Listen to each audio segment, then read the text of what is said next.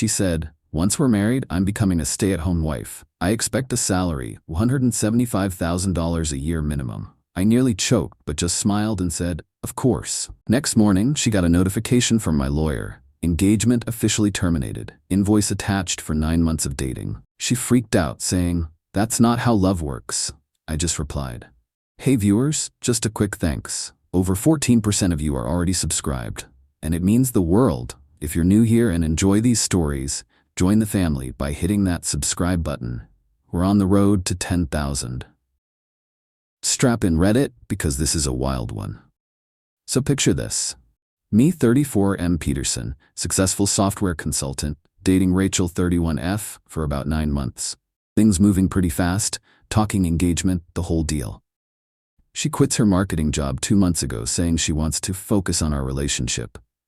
Red flag number 1, but I'm an idiot, so I start covering her rent, groceries, everything.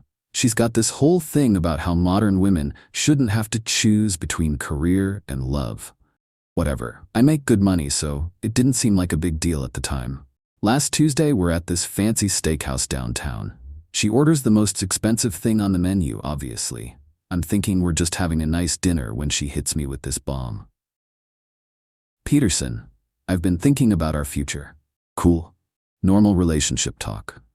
"Once we get married, I want to be a stay-at-home wife." Okay, that's fine. Lots of couples do that arrangement, but I don't want to be financially dependent on you. Makes sense. Independence is good. So I'll need a salary for being married to me. Like an allowance, I ask. No, not an allowance. A proper salary with benefits. Benefits. She wants employee benefits for being my wife. How much were you thinking? She gets this serious look on her face like she's about to present a business proposal. I've done the research. The average cost of a personal chef, housekeeper, personal assistant, and companion in this city is about $175K annually. That seems fair. I almost choked on my steak. $175,000 per year for being married to me. That's specific. I'll handle all the cooking, cleaning, scheduling, and obviously provide companionship. It's basically 4 jobs rolled into one. Actually, 175 is probably low.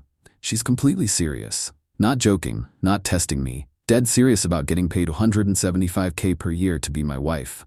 What about love? Romance? Partnership? Peterson, love doesn't pay bills. I need financial security and professional recognition for my contributions to our household. Professional recognition for being married. Now here's where most guys would either laugh it off or start arguing. Not me. I just smiled and said, "Of course, that sounds reasonable." Her face lit up like Christmas morning. "Really? You're okay with it?" "Absolutely. Let me run some numbers and we'll work out the details." We finished dinner. She's chattering about vacation time and sick leave policies for wives, and I'm just nodding along, making mental notes. Drove her home, kissed her goodnight, went back to my place and called my buddy Jim, who works in corporate legal. "Hey Jim, weird favor. Can you help me format a fake legal document? I want to mess with someone." "What kind of document, Peterson?" "The kind that bills someone $175K for wanting to be my wife." Long pause. "She wants you to pay her to be your wife?" "Yep, with benefits." "Dude, that's insane." "Yeah, I can help you format something official looking." 2 hours later, I had the most beautiful fake legal document I'd ever seen. Jim used his company's letterhead template and made it look completely professional. Notice of engagement termination. 2. Rachel Michelle Thompson, from Peterson James Williams. Termination of romantic engagement, effective immediately. Invoice attached, courtship services rendered, 9 months. Then Jim helped me itemize everything, and I mean everything. Dinners, $3,247. Entertainment, $1,890. Travel, $4,200. Rent assistance, 30 assistants. Groceries and miscellaneous, $2,100. Total, $15,037. Remittance expected within 30 days. I had it delivered to her apartment Wednesday morning by actual courier service. Cost me an extra $50, but totally worth it. My phone started ringing at 9:47 a.m. "Peterson, what is this?" "Morning, Rachel. I assume you got my invoice." "Your invoice? You can't be serious with this." "Dead serious. You wanted to treat marriage like a business transaction. I'm treating our relationship like one too." "That's not how love works." Here's what I told her, and I quote, "You're right, Rachel. Love doesn't work that way, but employment contracts do. You wanted a job being my wife. I'm declining your application and billing you for training costs." She hung up, called back 5 minutes later. "Peterson, this is insane. You can't charge me for dates." "Says who? You established the precedent that relationships are financial arrangements. I'm just applying your logic retroactively." "This is different." "How? You want $175K for wife services. I want $15K for boyfriend services. Seems fair." She showed up at my apartment that evening with her sister Qley as backup. I watched from my window as they argued with the front desk about visitor policies. Gotta love downtown condos with strict visitor rules. Update. 3 days later. This thing has blown up way bigger than I expected. Rachel apparently called everyone we know crying about how I sued her for dating me. Not exactly accurate, but close enough. Her mom called me yesterday. "Sweet lady. Always liked her." "Peterson, honey, what happened?" "Rachel says you're demanding money from her." "Mrs. Thompson, Rachel asked me to pay her $175,000 annually to be married to me. When I declined, she got upset. She asked you to pay her to marry you? With benefits and vacation time." Long silence. "Oh my, yeah, that's not normal, Peterson." "No ma'am, it's not. I raised her better than that." "I'm sure you did." Rachel's been texting non-stop. Her arguments keep evolving. Day 1, this is harassment. Day 2, I was just being practical about our future. Day 3, you're making me look bad to everyone. Day 4, I'll take legal action. Today, can we please talk like adults? The legal action threat was my favorite. Jim laughed for 5 minutes when I forwarded him that text. "Peterson, she has no case.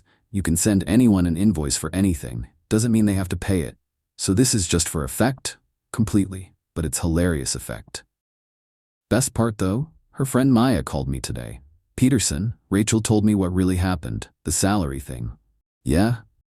Dude, that's insane. I thought she was joking when she mentioned it last month. Last month, she'd been planning this for weeks. She talked to you about it?" "She had this whole spreadsheet, compensation packages for different wife roles in major cities. It was bizarre. A spreadsheet. She made a spreadsheet for gold digging." "Did other people know?" "A few of us. We all told her it was crazy, but she said modern men should respect women's domestic labor." Modern men. Right. Maya sent me a screenshot of their group chat. Rachel had shared her research, including salary comparisons and benefit packages for domestic partnerships. The girls were roasting her pretty good. Lots of "girl what" and "that's not how marriage works" comments. Even her own friends thought she was nuts. Final update 1 week later. Time to wrap this up because it's getting ridiculous. Rachel finally came to her senses and realized she screwed up. Sort of. Yesterday, she sent this long text about how she misspoke and didn't mean a literal salary. She meant I should appreciate her contributions and maybe help with her personal expenses. So basically the same thing but with softer language. My response: "Thanks for clarifying. Invoice still stands. 30 days. Then she tried a different angle. Showed up at my gym during my usual workout time Tuesday morning. "Peterson, I miss you. Can we please work this out?" "Work what out, Rachel? You want a job being married to me. I'm not hiring." "It wasn't a job. I just wanted financial security. For $175K annually, that's a job. Other men would appreciate having a dedicated wife. Other men can pay your salary then." She left crying. Felt bad for about 30 seconds until I remembered the spreadsheet. Jim called me Wednesday with an update. "Peterson, you're not going to believe this. Rachel's new boyfriend is threatening to sue you for emotional distress." New boyfriend. She moved on fast. Who is it? Some guy named Brad. Apparently she met him on a dating app and told him you're harassing her with fake legal documents. Fake? He seems to think I'm not a real legal professional, wants to report me to someone. "Did you tell him you work in corporate law?" I told him it was a prank document and he stopped calling. Classic Brad move. Found out later through Maya that Rachel is telling people I'm financially abusive for billing her. She's also claiming the $175K thing was taken out of context. Context. She wanted $175,000 to be married to me. What context makes that reasonable? The funniest part? She's apparently asking Brad to cover her share of our date expenses since I'm being unreasonable. Poor Brad doesn't know what he signed up for. Give it 2 months, and she'll be pricing out his husband's salary too. As for the invoice, she never paid it. Didn't expect her to, honestly. The point was making her realize how absurd her request was. Obviously, there's no legal obligation to pay for dating expenses.